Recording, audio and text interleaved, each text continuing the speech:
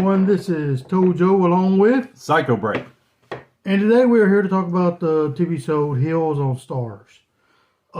This episode is called The Dusty Finish, and it brings you to where you can see more about not just the ins and outs of the wrestling organization DWL by itself, but you actually get to learn more about the characters inside the wrestling organization as far as their outside lives.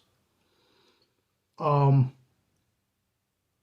the last episode, Ace and Jack squared off for the championship, with Jack trying to teach his younger brother Ace a lesson. And this episode picks off where that one left off. Ace, his ego is definitely tied up in being a babyface. It really is. He loves being a hero. He loves having the fans cheer for him and everything. And it really does upset him whenever he hears the fans turn on him and taunts him, saying he's the wrestler that cries like a baby and everything. So he takes his misery out on the town of Duffy.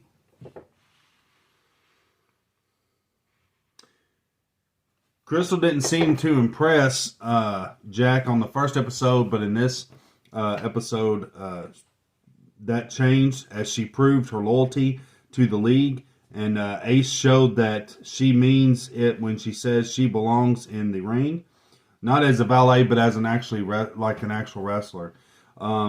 Yeah, she got to show her stuff on this one. And by doing a hurricanrana that she did, or scissoring some guy. Most people would say it's like a leg scissor, Scissor takedown. Leg scissor takedown, yeah.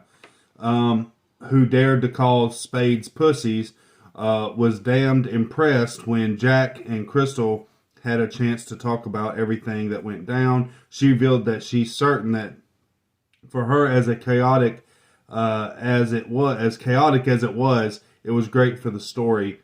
As the night came to an end, Ace was feeling better to seeing everyone work together on the same side, warmed his heart, and he drunkenly tried to express how much it meant to him for Jack to have his back. Yes, I mean, like we said, Ace was going through a bunch of stuff in episode 1, and that's the reason why Jack tried to teach him a lesson, because while Bill, who was there to scout Ace, ended up not only with Ace doing his drinking like he always done, ended up getting him opioids and stuff like that, to where he was even snorting up before the match. And that's really the only reason why Jack decided to teach him a lesson. Now, going from there, if Ace could actually learn how to be a bad guy and put the fans out of his mind in the ring and everything, I honestly think he would make a great heel. Yep. And even though we've been reading this review that I wrote, this is what my honest opinion is. Psycho Break, he doesn't really write that much, but he understands that whenever I give my opinion, I full-heartedly believe it, and he knows that. So the brothers finally do end up coming together at the end of the episode whenever they go to the hospital to visit the newborn son of fellow wrestler who retired in the last episode, Big Jim. It seems like the show is not just trying to make it where people are interested in the wrestling, but trying to interest them in the people as well. And I believe that's what Stars is doing right with this show. Yeah. They're actually giving a really more of a character build and more of a, cat build, if you will, with the cat. She just got done using the restroom. That's awesome. That's nice. But anyways, Ginger's up now. But no, basically with this being done as a review, though, this show was actually really good. It teases on the fact of teases on the fact on there being some turmoil. Like one of the guys on there was really upset that he hadn't got a shot yet at the title. How long has he been there? The other guy tells him, says, "Hey, look, when I got a rehab and stuff, they gave him a shot at the title. They gave him, and then he screwed up, had to go to rehab, but their father gave him a chance to come back, and they've been good to him. That's why he's sticking by them. Yeah, when nobody else would give him a chance. So that's another thing. And so basically he's telling him before they go into that baby thing, the baby scene or whatever, where the baby's being delivered, just, hey, talk to Jack. He can't read minds, tell him, just don't assume that he doesn't care. But the way Jack did his brother Ace has kind of got some of the wrestlers kind of, well, if he did that to his own brother, will he do it to us too? What would he do to them? Yeah. So, which is completely understandable if you really think about it, because they don't know what Jack's lesson was for him, because they didn't know all the details about backstage. Wild Bill Yeah. trying to scout him and everything. Yeah. Now, Ace was trying in the beginning of this episode to get a hold of Wild Bill, even leaving him multiple voicemails and stuff. And when Wild Bill finally did call Ace back, Ace asked him about the developmental contract, thinking he's going to end up going up to the big leagues and everything. Well, Wild Bill said that Pump the brakes. Woo, woo, you woo. need to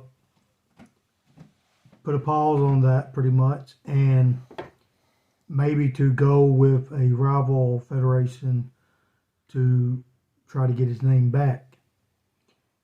But like I said at the end of the episode, the brothers are starting to get together. Before they go into the hospital together, they actually have a great meaningful talk where Ace says that he does not want to be a heel. He does not want to ever be booed again. Jack says that that'd be no problem. And Ace even asks for basically creative control of his character. And Jack agrees to give that to him. So it'd be fun to see what it's going to be like later on. Like I said at the beginning of this episode, it was called Dusty Finis. So that is what we want you to type in the comment. So let us know that you watched the video all the way through. Yep. And the sneak peek that they did on that of the next episode on episode 3, don't know the name of that one yet. Normally we look that up, but that's whatevs. But it looks like CM Punk is making his debut on the show. So that's going to be interesting. They did quick clips of him and stuff, and I knew that was CM Punk. But he's called, what was his name on this one? It began with R. I don't really Ravenous remember. something. Yeah, but it's kind of fun because you're getting to see a bunch of independent wrestlers come in there to do a little bit, a couple of spots here and there. So to me, that's where Stars is doing good, because they're actually building wrestling up. Yeah.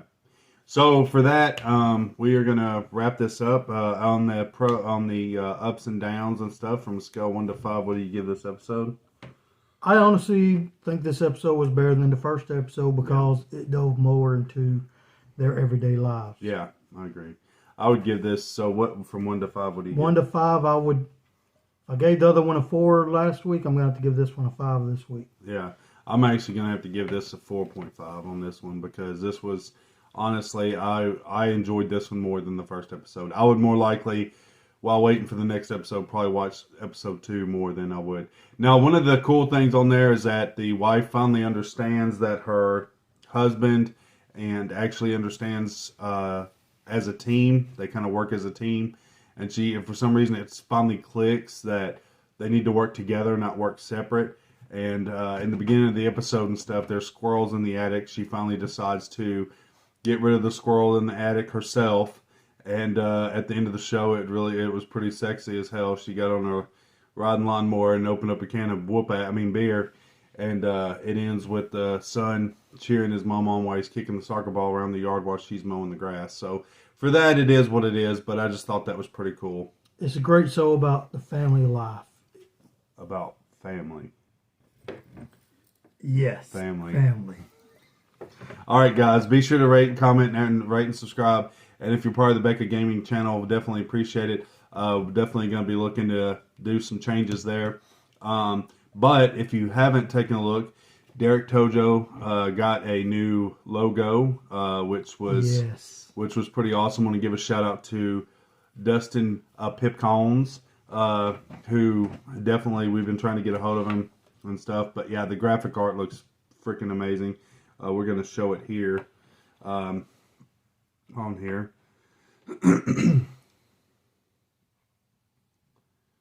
This is the new art. Y'all can see it there. Hand drawn and done by Dustin Pipkins, and that's his new logo, so that looks pretty sweet. But anyways, guys, rate, comment, subscribe, and as always, break every chain.